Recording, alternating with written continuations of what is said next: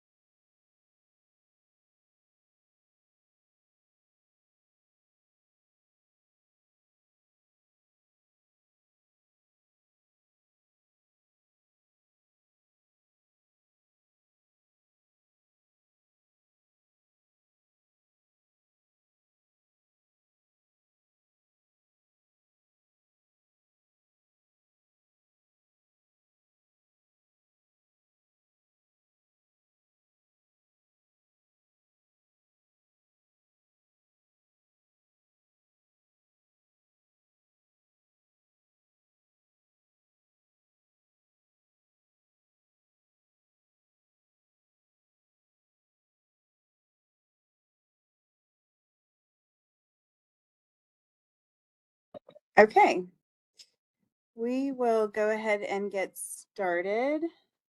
Good morning, everyone. Thank you for attending today's rulemaking hearing regarding state board rules governing special education programs and services, uniform grading system and graduation requirements, and rules governing contested case procedures and public meetings.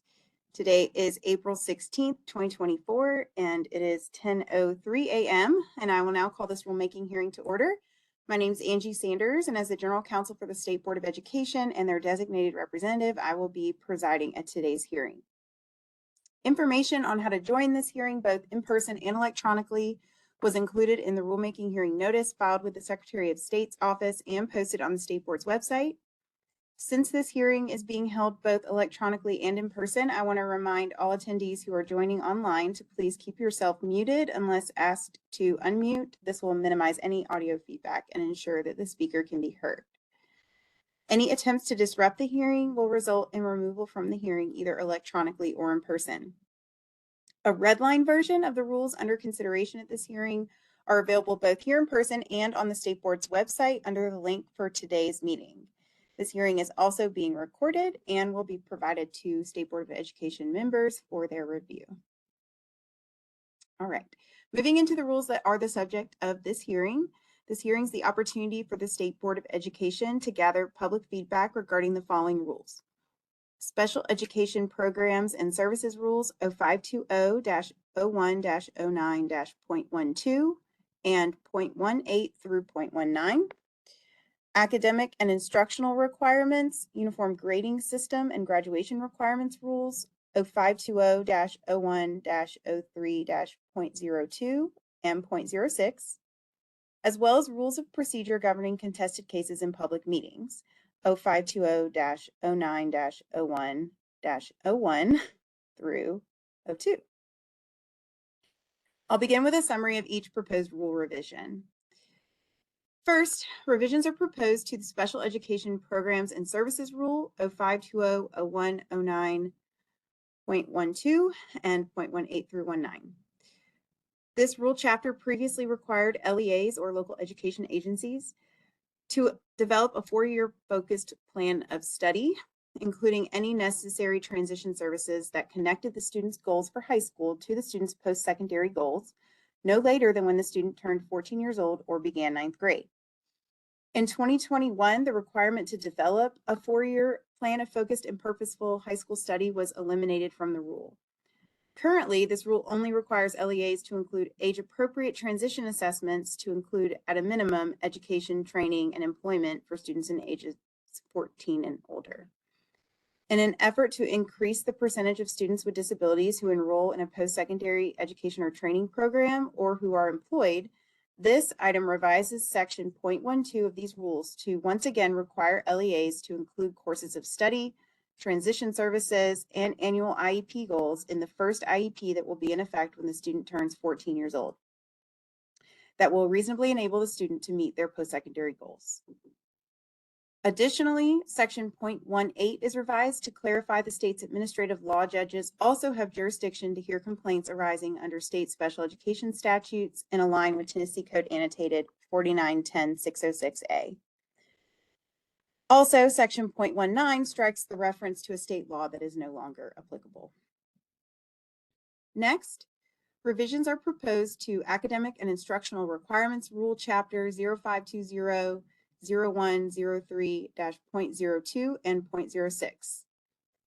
Section 0.02 of this chapter relates to uniform grading system. This item revises the percentage points used to calculate semester average grades for dual enrollment courses, proposing a shift from 4 percentage points to 5 percentage points, beginning with courses completed in the 2024-25 school year. This recommendation follows input from higher education leadership, suggesting that dual enrollment course completion should be incentivized and rewarded given the fact that such courses result in the awarding of college credit. Additionally, section 0.06 of this rule chapter relates to the graduation requirements rule. This item includes a revision to remove the requirement that students take a mathematics course or approved mathematics course substitution in each of the 4 years of high school, and instead replaces it with a requirement that students take a mathematics course or approved mathematics course substitution in at least 3 years of high school. Under this proposal, students will still be required to take 4 credits of math to graduate, but could do so within a 3-year period rather than the currently required 4 years. Removing the 4-year requirement will provide students with the flexibility to take courses aligned to their area of interest or pathway during their 4th year of high school. This item also adds Cambridge International Education to the criteria list for graduation with distinction and clarifies the traditional high school diploma credit requirements for physical education and lifetime wellness courses. Language is also revised related to students substituting JROTC for physical education, lifetime wellness, and personal finance courses. The last item on today's agenda is a revision to Rule Chapter 0520-0901 to rename the chapter and establish a new rule governing requests to speak at public meetings. The title of this chapter is amended from Rules of Procedure for Hearing Contested Cases Before the State Board of Education to instead Hearing Procedures and Public Meetings. A table of contents has also been added. Revisions to Rule Section 0.01 propose adding a title to that rule where one previously did not exist, and updating the citation to the Secretary of State's rules. A new Rule Section 0.02 is created to outline requirements for the public to request to provide a comment at a State Board of Education meeting. Currently, the requirements for requests to speak at State Board meetings are outlined in State Board Meetings Policy 1.400. However, in compliance with recent court decisions, procedures for the public to provide comments at meetings are now required to be outlined in a rule rather than a policy. Some additions and clarifications were made in incorporating the policy into this rule.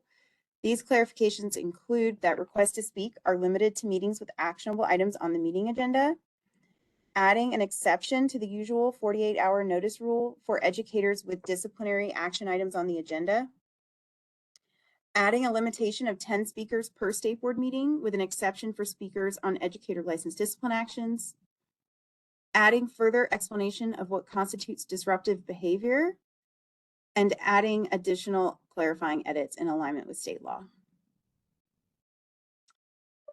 With those brief explanations, I'll now move into the public comments regarding these rules. Please note that rulemaking hearings are an opportunity for the State Board to collect feedback on the proposed rule language to inform potential revisions and is not a question and answer session. During the public comment portion of this hearing, please state your name and organizational affiliation, if any, before making your comment. Each person who wishes to speak will be given 3 minutes. Okay, well, there is no one here in person, but since this meeting is also taking place electronically, in just a moment, I will ask anyone who's joining electronically who wishes to be recognized to provide a comment to unmute yourself and give me your name.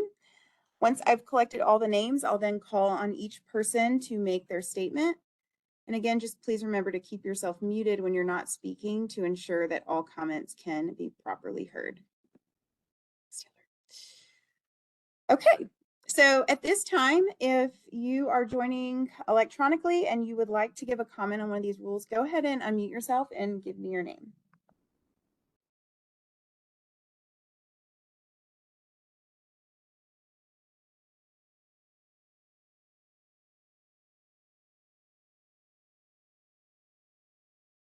I'm not hearing anyone. If you're having technical difficulties and you're trying to unmute, you can also send me a chat.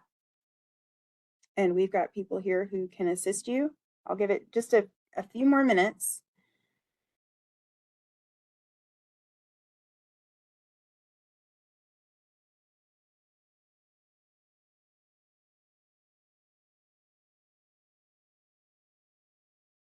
Okay. All right, well, before I adjourn, I want to close with just a few final reminders. You may submit additional written comments regarding these rules for consideration to me using the contact information that's noted on the agenda. It's up on our website. It's also up here on the screen. If you're joining by phone, my email address is angela.c.sanders@tn.gov. You can also find that on our website. These comments must be received by Friday, April 19th at 9 a.m. Central Time to ensure their consideration. Please, if you can, send those to me via email. Our regular mail is running very slow and may not arrive to our office in time. So if you want to make sure that you get those in, email is certainly preferred. It's anticipated that the State Board will consider these rules on final reading at its quarterly meeting on May 31st, 2024. Specific details about that meeting agenda and how to attend it or watch the meeting online will be posted on the State Board's website under the meetings page soon. If the board approves these rules on final reading, they will be sent to the Attorney General's office for approval, be published with the Secretary of State for 90 days, and then go before the Joint Government Operations Committee of the Tennessee House and Senate. With that, State Board of Education appreciates everyone who joined today, and with no further business, this hearing's adjourned. Thank you.